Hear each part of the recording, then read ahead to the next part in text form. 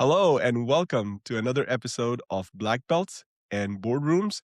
I'm here today with my co-host Renard Henry, and today's episode is a little special for me, not just because I know the guest and we're good friends, but also because I think the audience, you listening today, is going to benefit from looking at and thinking about AI in a little different lens. We hear about AI in the way of technology solutions and business solutions, but I think our guest's unique perspective is going to resonate with you a little differently, and I'm really excited about that. Renard, will you please introduce our guest today? Definitely. You got me excited about it. We've talked about this person a couple of times off the air, so I'm completely excited to introduce Bruce Elliott, the co-founder and CEO of Memory Lane Games. Welcome, Bruce. Hello, gentlemen. I'm thrilled to be here. Well, man, we are excited to have you. Like I say, this is a special episode. I know for Amir, I'm definitely looking forward to understanding all the work that you do. If you could, we usually start off. Could you give us your origin story of how everything became to be? Sure. I live on a little island in the Irish Sea, so between England and Ireland, off the coast of Liverpool. Been here for 20 years, and a few years ago, I was sitting in a pub just up the road from my house with a good friend of mine. And we were talking about our moms, and his mom was 90 with vascular dementia at the time. And my mom was 86 back in Canada, sharp as a tack. We talked about what they had in common. And of course, it was a love of old family photos. And I thought, I wonder if we can turn those photos into games. And my friend said, actually, we're turning memories into games. And we started Memory Lane Games the next day. And we just started making some simple quiz style games. It's very simple, very familiar. Our first game was on Vancouver, where my mom was from. And good thing my mom loved the game. And so we made more.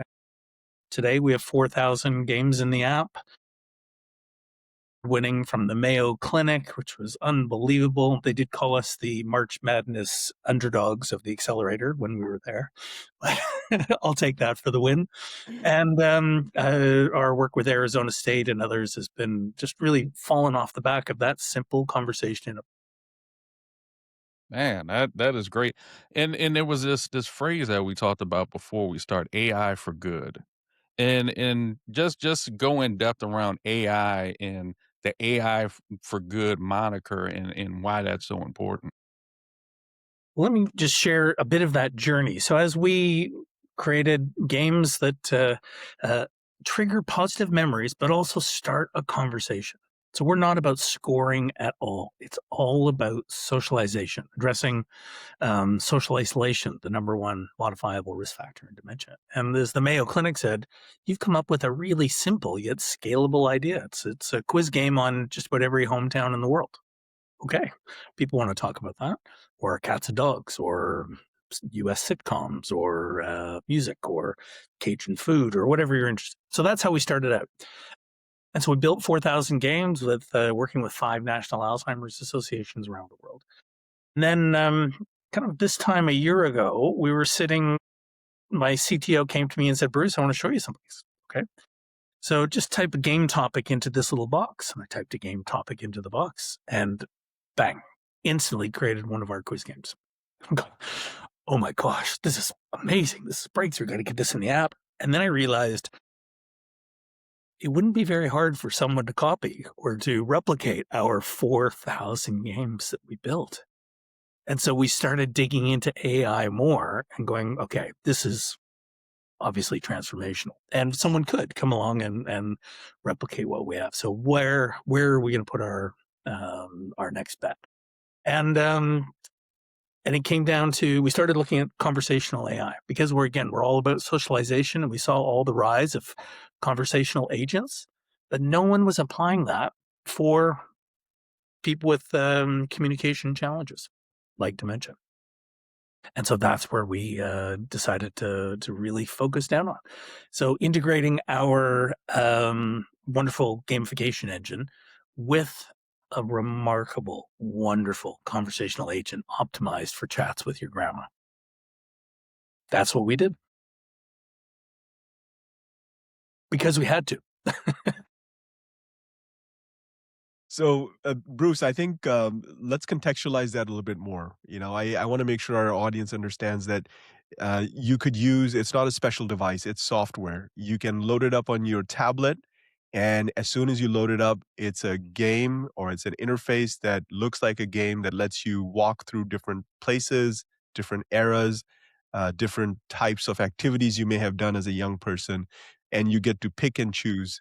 Ah, there we go. Fantastic view. It's this simple, and if you get it wrong, it just gently disappears. It doesn't frustrate you, which is what the Mayo Clinic called errorless learning, and they recognized us for that.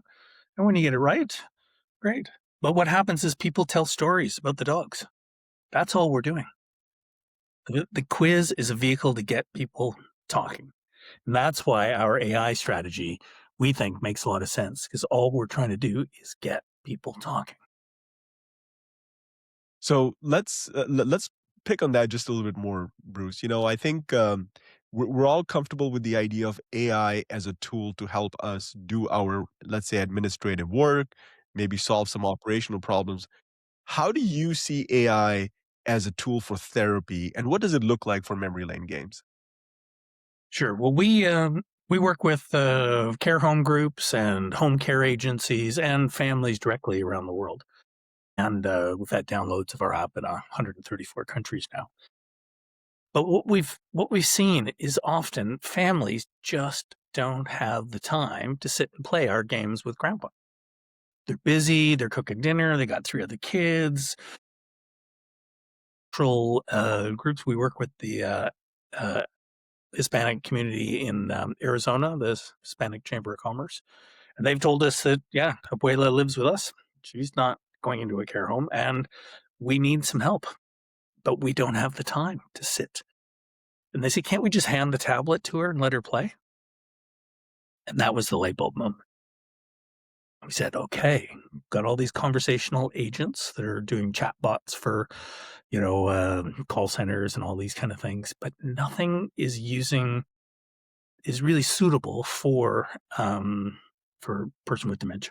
So we did some research and we found a couple of really interesting LLMs that were focused on emotional intelligence and empathy, and really on the prosody of voice.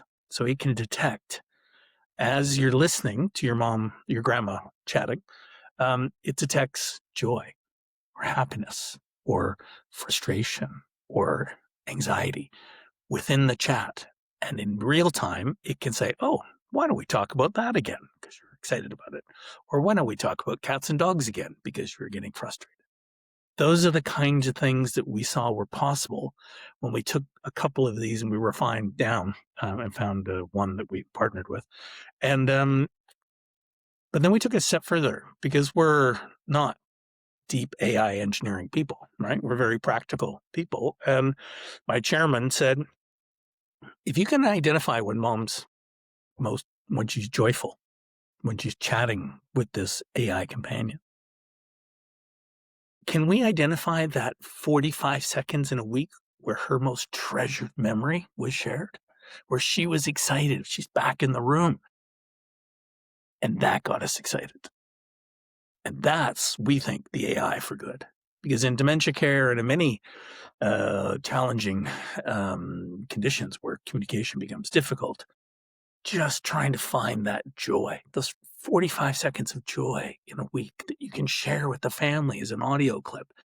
Look what mom was talking about. And then you can talk about that with her the next time you talk. So that's our approach. It wasn't deep,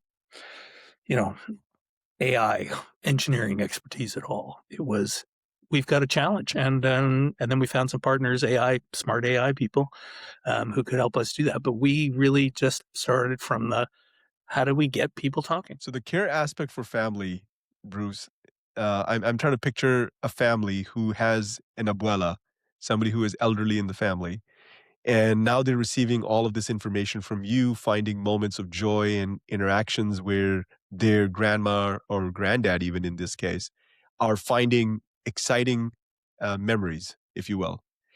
Um, as you think about this from a health tech or health insurance perspective, I want to kind of pick on that too.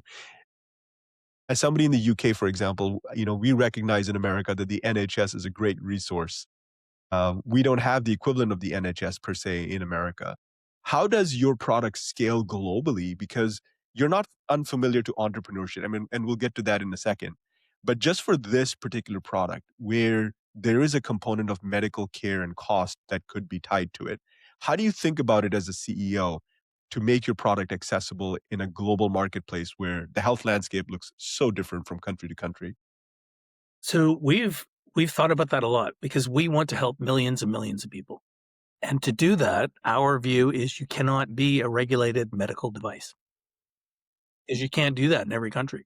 That regulatory anchor is difficult. Now, that comes with its challenges of competitive advantage and moat and a few other things. But for us, it's really important that we can get this. Like, people have used our app in 134 countries today.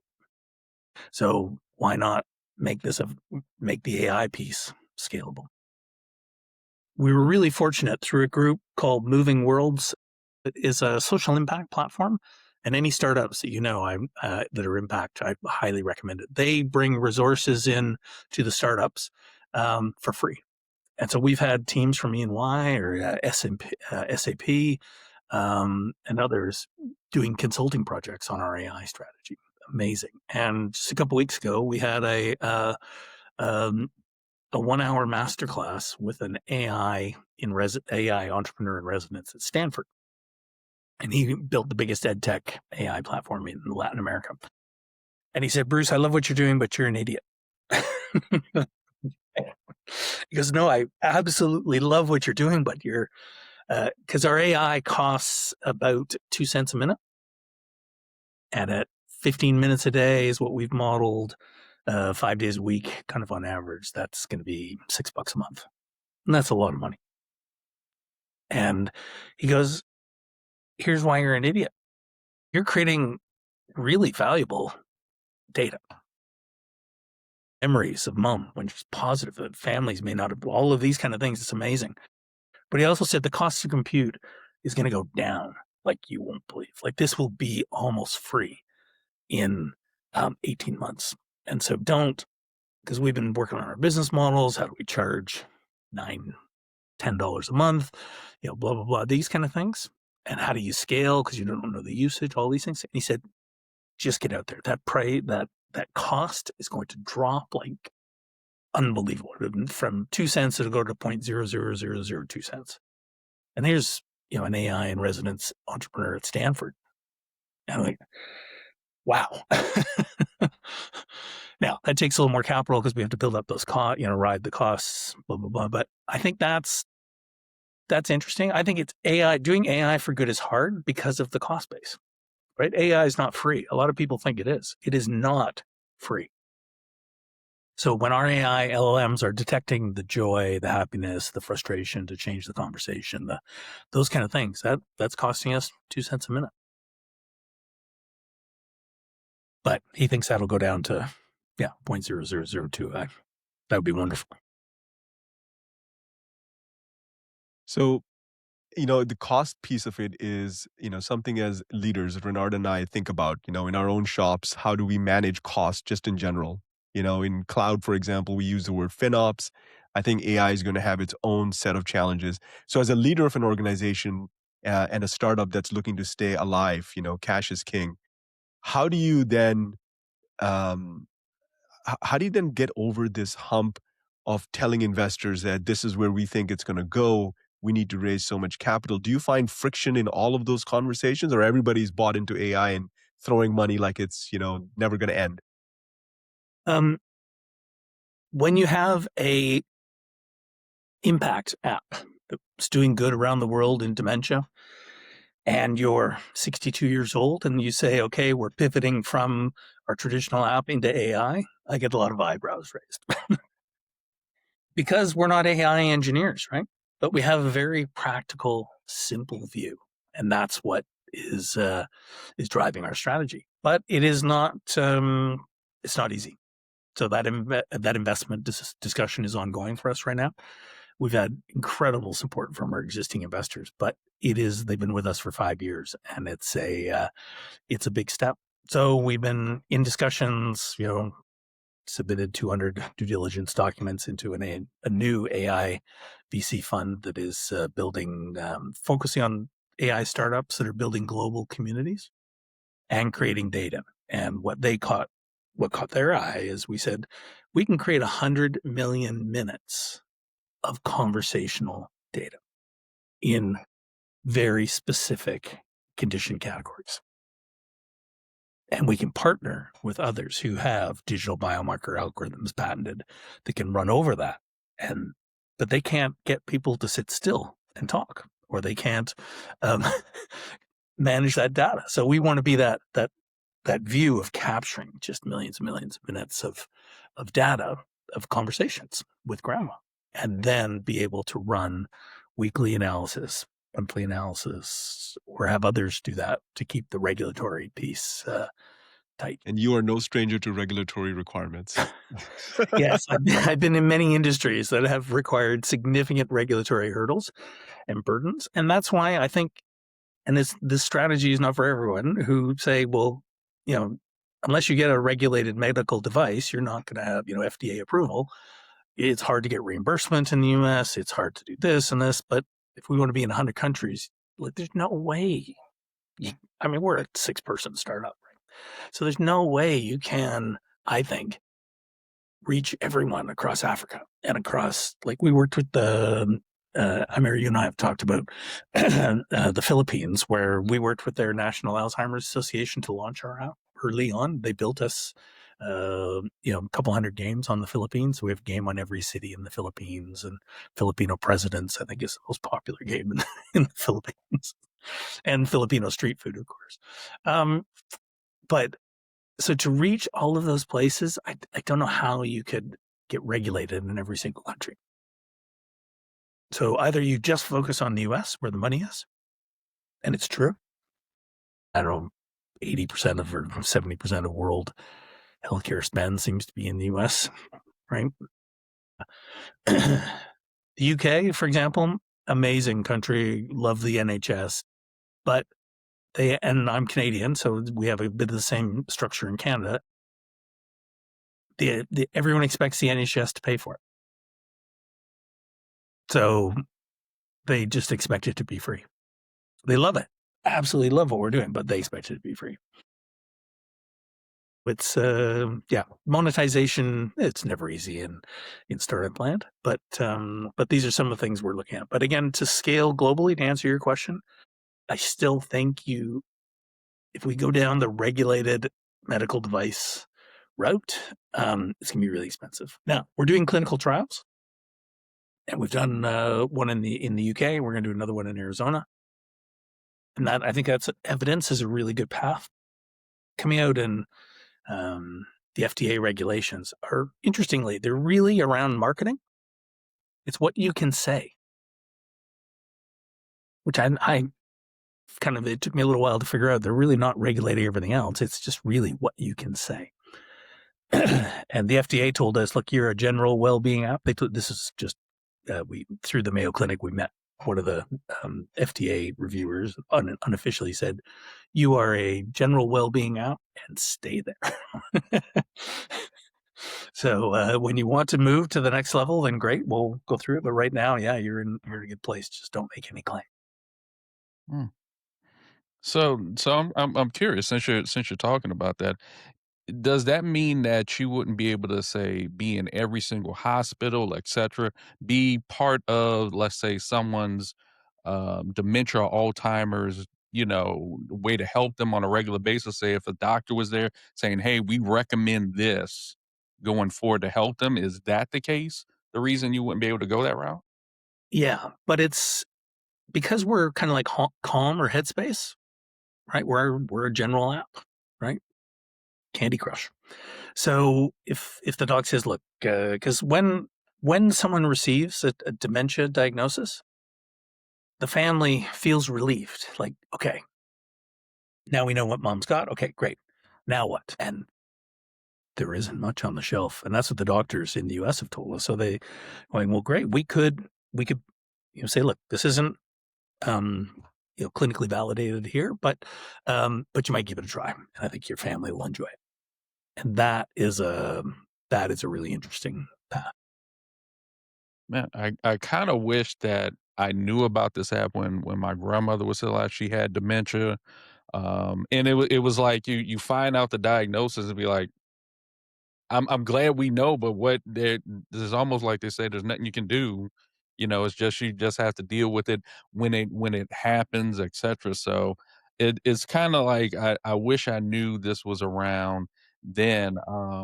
But I think it's a key space that a lot of people don't look into. Like you said, most people think that okay, when they find out the diagnosis, okay, I have to maintain the person.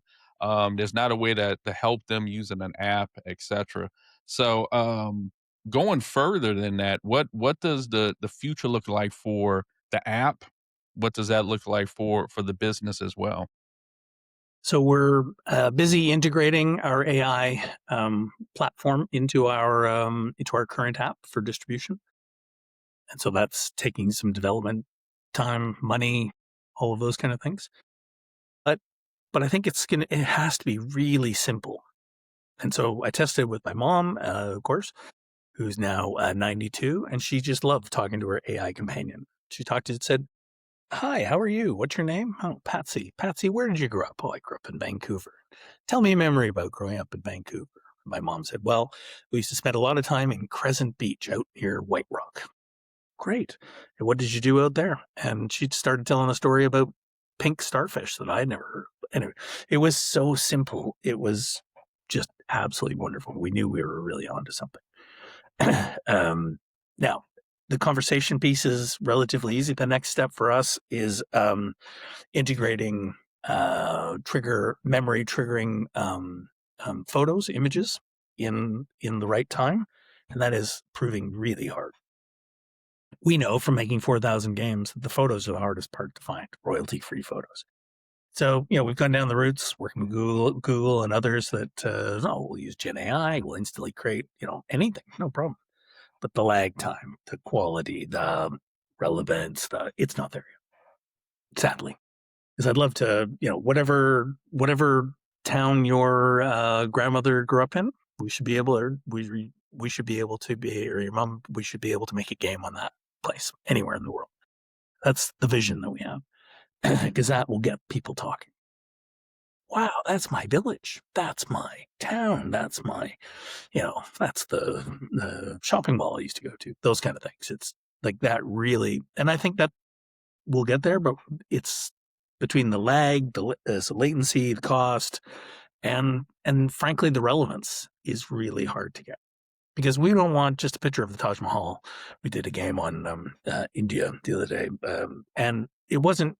We want something where you see families walking around, like something that's really triggering a memory. And as you get more complex prompts, it was taking longer, and the costs. Yeah, so we're still trying to figure that out. It sounds like you're growing with AI, if that makes sense. The way it's moving, you're moving along with it. And I do understand when it comes to imaging, etc., even on our side, when I just had yesterday working with Amir and I had to give up after a while. It got worse and worse. The further I went along with it, it just got worse and worse. I was like, you know what? I'm gonna give up. Even asking the questions, why are you doing X, Y, and Z? Some of it's you're growing along with it, if that makes sense, and definitely understand that. Well, and it's because it's. I thought, because I'm an optimist, that well, of course, Gen AI. My gosh, look at all Midjourney and everything that's happening. We'll be able to create like even places um, in Mexico, small villages and such, where that's what Abuela may remember. And how do we? There might not have been photos of that village. How do we recreate that? I'm thinking, oh, that's going to be amazing. And it's not there yet. But what we have been able to do is we were working with the Texas Medical Center. We were in their innovation accelerator last year. And when I was in, and just unload this, we have like 500 games on India. I've got 250 games on the Philippines and, all over the world. But I realized we only had 3 games for blacks in America. Oh my gosh. And just thinking back all the way through, we just never really focused on it. So I talked with one of the women at the Texas Medical Center in Houston, who's black, and she sat me down. We talked about this for about an hour, and I think I passed the test because she took me to meet her 99-year-old grandma. We'd lived in the same house in Houston's Third Ward, lower socioeconomic neighborhood. She'd lived there, for 70 years. We talked about Martin Luther King, and we talked about, it was some amazing conversation. And so we made a game on her neighborhood. What was the name of this bakery? What was the name of this drive-in movie theater that was black only? That she told me all these stories. There was what was it here? This was a dance hall, all those kind of things. And that to me is what inspired partly this AI push. If I can make a game on anyone's neighborhood that will trigger a positive memory, they'll talk. They'll tell stories. It shouldn't be this hard. So that's the path we're on. That opens me up to my next question, and it makes me think of my grandfather who passed at the young age of 94. His mind was still sharp. He could remember anything all the way down to his childhood at that age. So I'm curious if you feel that dementia and Alzheimer's, that we're losing a bit of that personal history, and that the app is the part that's trying to regain a little bit of that. So I think that when you factor on age and, we don't have that view of what happened 94 years ago. But for those who have communication challenges, it's even harder. So often with dementia, not just repetition of words, but agitation, frustration really rise. And so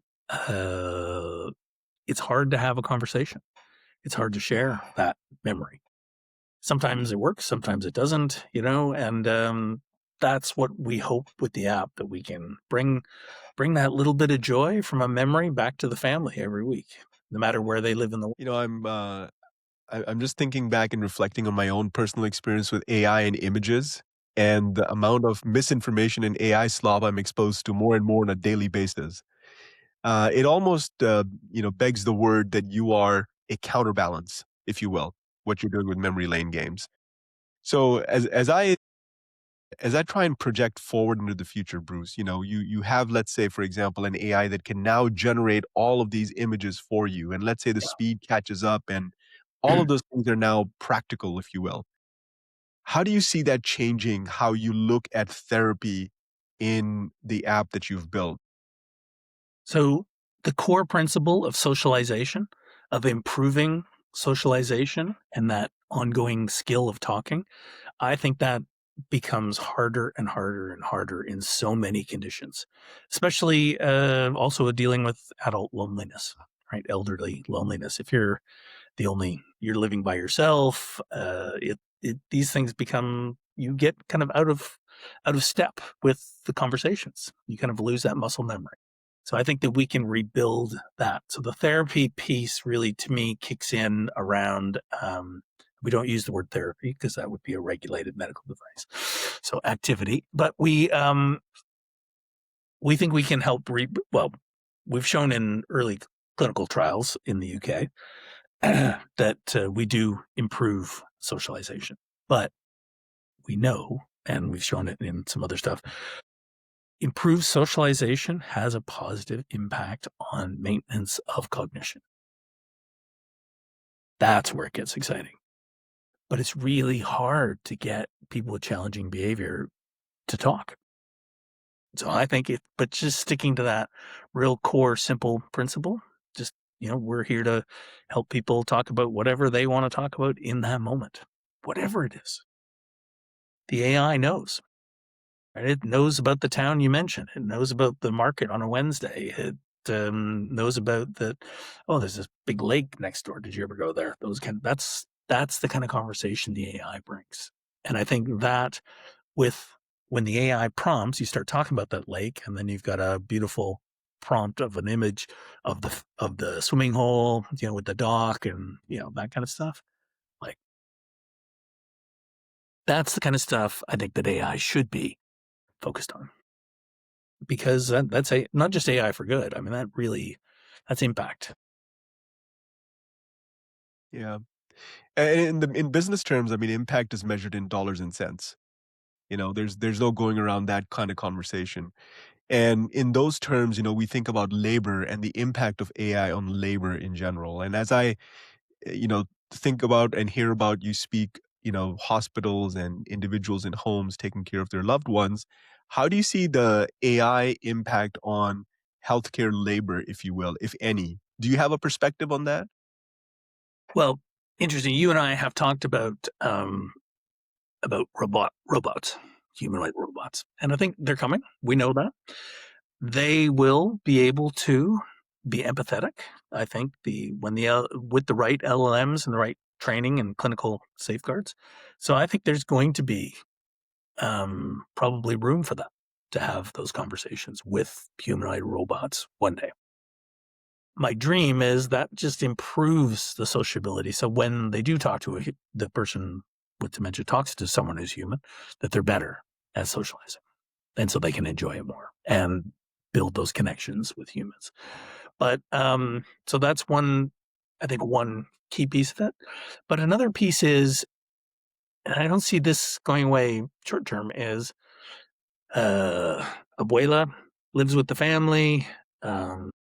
Mom's cooking for the 4 kids and still needs to take care of abuela. And you often need a tool to occupy that person in an engaging, positive way that you don't feel guilty, that you're actually feeling wonderful about. And I think that is always going to be needed. And that should be available in all cultures, all around.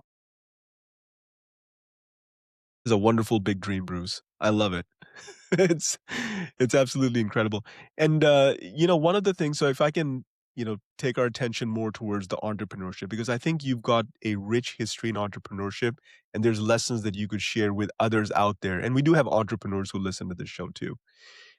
How did you, so at least for Memory Lane's games, we'll start with that. How did you find the product founder fit so quickly? And how did you find the product market fit subsequently so quickly? Well, I don't know if product market fit that we have solved that completely, especially now. We need AI to be that, to find that market fit. Because I think the other side is it's wonderful, but it's replicable. And in fact, I mean, hey, anybody can replicate 5,000 games on all these topics. I don't think it's that revolutionary. Funny, no one's doing that, but it seems ignored. But I think that focus on socialization, not scoring, kind of is a key part for us. But I think we say our purpose attracts talent, and it's not just been full-time employees. We have had over the years a number of incredible, like, people we never deserved to be able to work with, who stepped up and helped because of the purpose. And so that is a huge advantage, and you need that kind of boost because entrepreneurship is hard. Impact entrepreneurship is really hard. And, a lot of people tell us we should be a charity. It'd be easier to fund us if we were a charity. Well, but to be sustainable, you want to create a financially stable impact delivery. And that's the goal. We're not there yet, but yeah, that's what we want to have now. So the lesson I'm hearing for entrepreneurs is have purpose.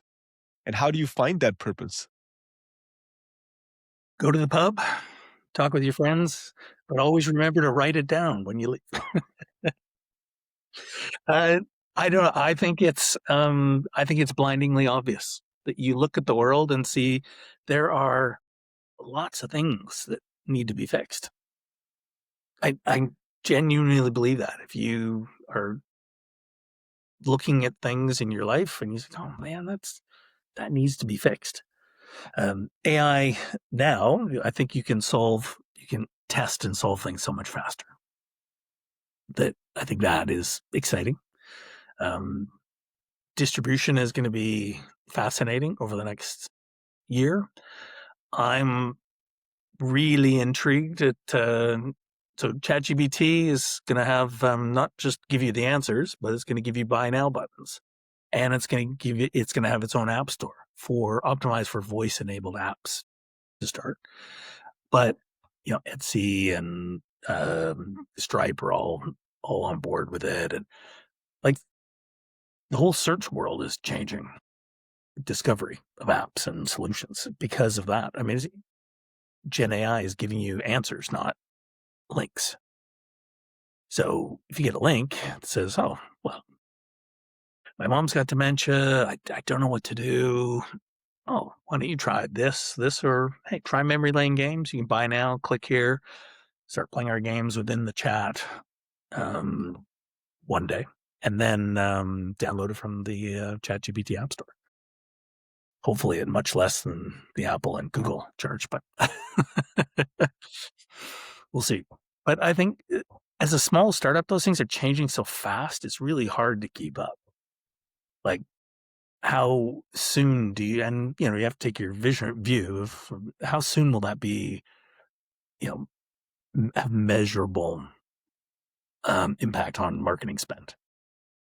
I mean, I think it'll be in 2026, but it'll be interesting.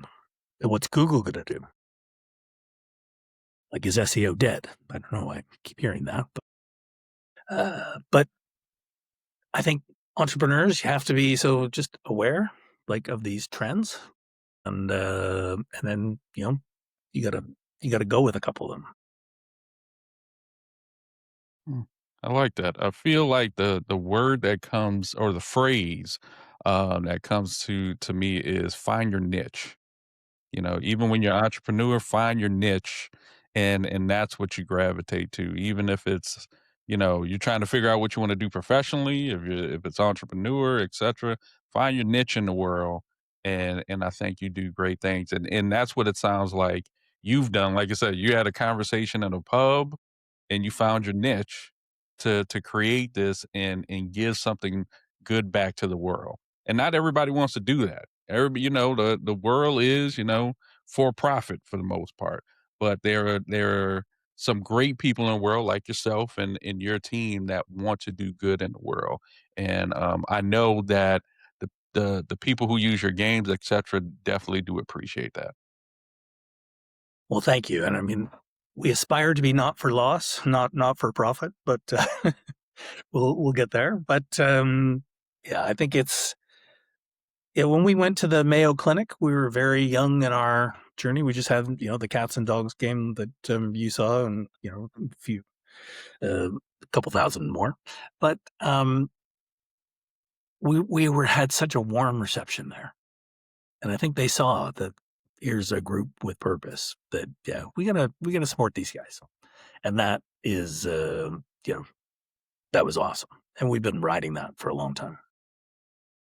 We have to, and I think that's the entrepreneurship side. Is you need to be able to build external resources that will support you, and never be. And I think it's easier to ask people. Amir, I've asked you in the past for ideas and thoughts, and let me bounce a few things around with you. That to be able to do that is, I think, necessary as an entrepreneur.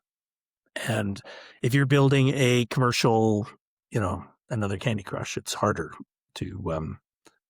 I see that as harder than asking for help with something to help people with dementia. I'm kind of curious. Do you feel there's any competition, something similar out there in the market? Because sometimes when you're the first, someone wants to rush and be right behind you at the same time. Do you feel there's competition in that market? Until recently, no. So 5 years of no competition at all. But there's a new, and the if you were to draw up a dream team and a dream product and dream, we just came across one. So a fellow who launched Google Glass and a couple of other really big projects at Google, aligned with a guy who used to run the moonshots for Amazon. And one of the moonshots they always wanted to do was something in elder care, but they couldn't find any moonshot worth doing. So the two of them partnered up and have built a regulated therapeutic dementia model in the US. Costs 10 times a month what we're at, but it is like an incredible team, and they're going to do amazing things, I think. But again, into the world is going to be challenging. But they're really, really smart people, and they built it fast, and they're great. So I'm super impressed with what they're doing. But again, a different strategy from us. But but we knew eventually it was going to come. But an AI is in fact what is opening that door. Yeah, it's that's interesting to hear, at the same time unsurprising. Totally. I think Yeah. omnipurpose technologies like AI, electricity changed the world, and AI is just going to be this general purpose utility sitting in the background, and people with good intentions and ideas are going to go make something happen, like yourself, for example.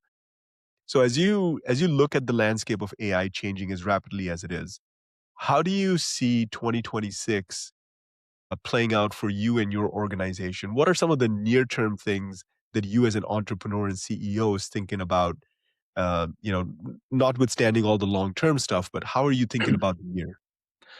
I'm really thinking about discoverability. So marketing is expensive, and like really expensive. So, and there's huge organizations that just win with SEO, a machine that they built to dominate SEO. So I'm really trying to see if this new buy now buttons in ChatGPT, if it's going to create a whole new discoverability level playing field. Maybe even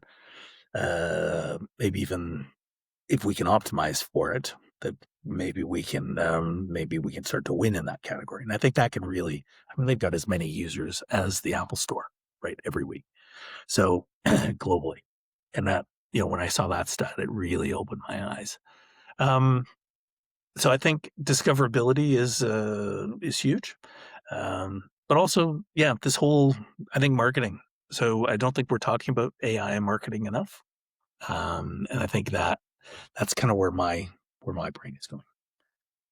Images, somebody smarter than me is going to figure that out, right? So we're going to be there when those images get better, cheaper, faster, perfect relevance. Um, they're not yet, but we know that'll come. I don't know if it'll be 2026, but marketing is going to change in 2026. I'm convinced. And how do you think marketing is going to change in 2026?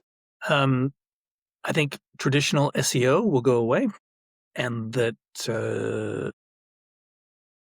you will get answers in your chats, and those answers will be buy now or try now or something like that.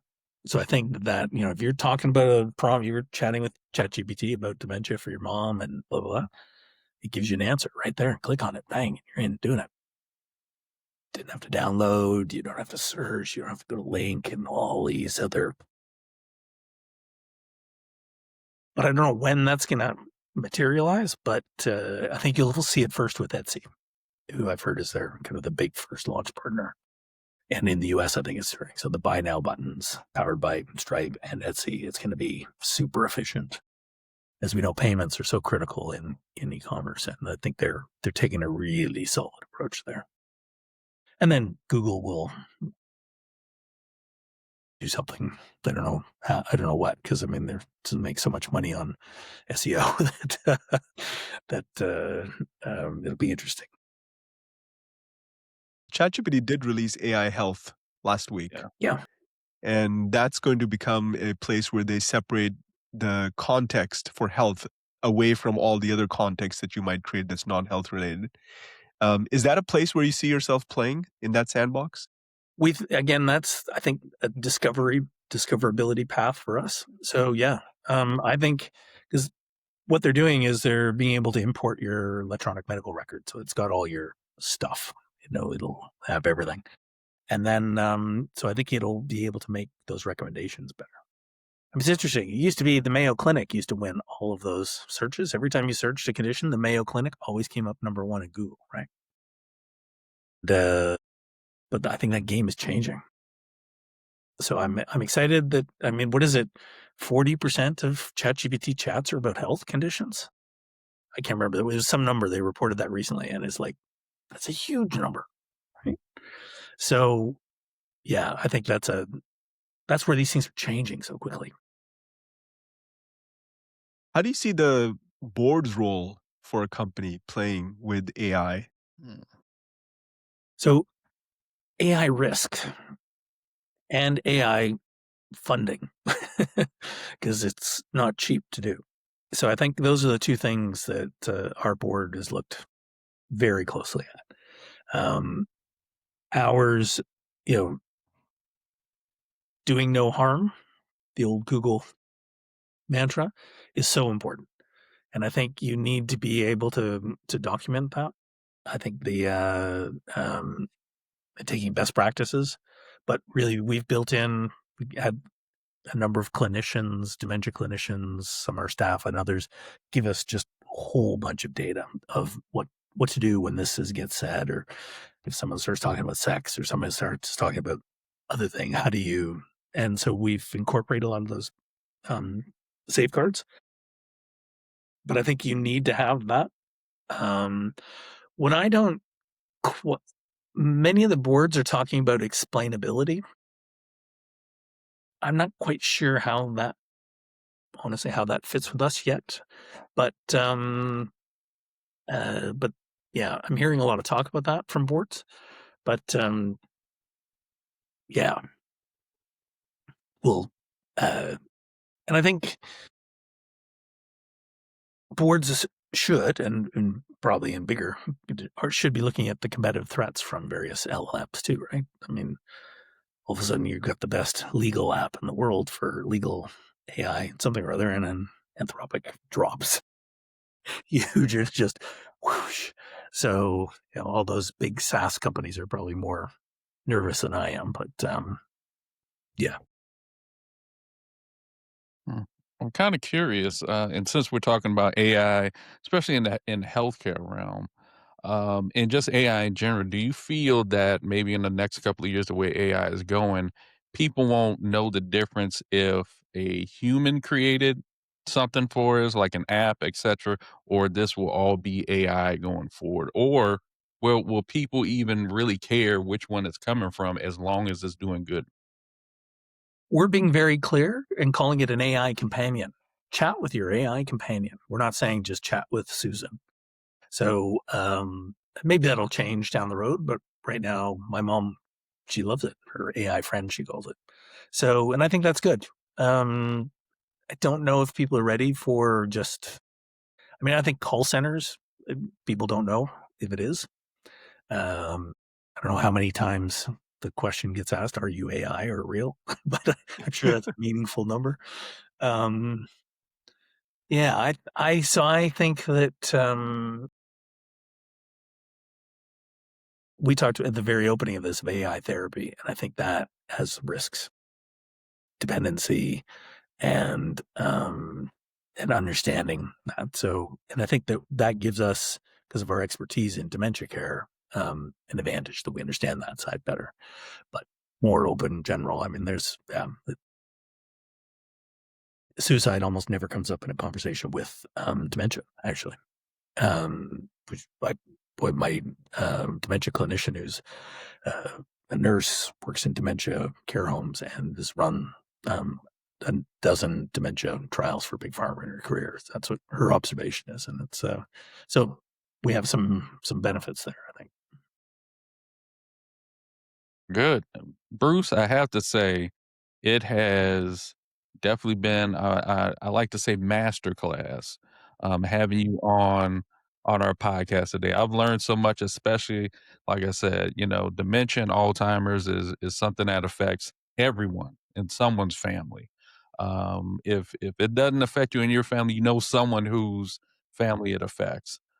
So like we say, AI for good, and what you're doing, you're putting good into the world, and it's definitely appreciated. And the one question we always ask at the end, of course, you're developing an app and applications for good. What is that music that gets you ready for the day, each and every day? If it's going to the office, if it's taking a flight, what's the music that gets you ready for the day?